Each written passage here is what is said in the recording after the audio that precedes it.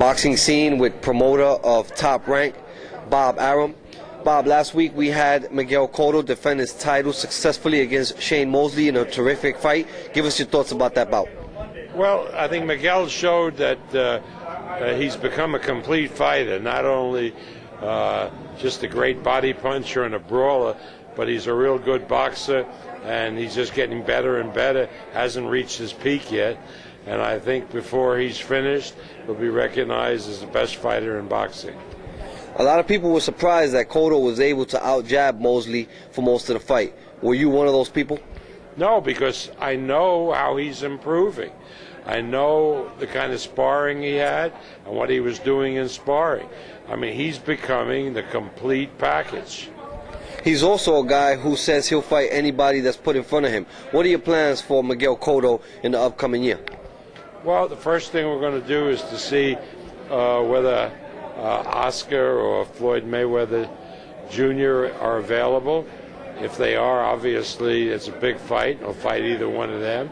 If not, there are great guys out there like Joshua Clottey, like Margarito, and of course like the winner of Cintron Williams. Speaking of Margarito, he was on the undercard and had a spectacular stoppage of Golden Johnson. Tell us about that, Margarito. Well, Margarito realizes that he's not a boxer, and he blew the fight with Williams by giving away the earlier rounds of boxing with Williams. He has to go and slug and put pressure on his opponent. That's the only way he can beat the better fighters, and I think he knows that. He's strong as hell, and he's a great puncher. In your opinion, do you think that the winner of Mayweather-Hatton would want to face Cotto? Well, I think if it's Hatton, he would rather fight De La Hoya. You can't blame him. There's more money in it, probably an easier fight. But I don't think Hatton can win that fight. I think Mayweather will win that fight. And the idea of Mayweather fighting Cotto seems to be far-fetched, because Floyd ain't fighting anybody who can beat him, no less hurt him, the way Miguel can. Bob, what's the latest on Manny Pacquiao? What could you tell us about him and his next move? Manny Pacquiao is meeting with me on Thursday, and we're going to go over with him the three opponents that he can fight on March 15th at Mandalay Bay. David Diaz for the lightweight championship, or Juan Manuel Marquez, or the winner of this fight.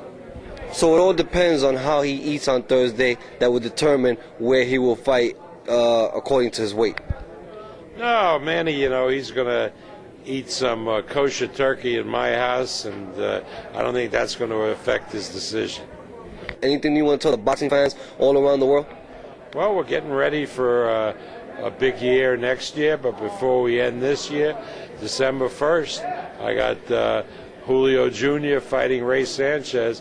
Julio's first big test with Jorge Arce on the card, Ivan Calderon.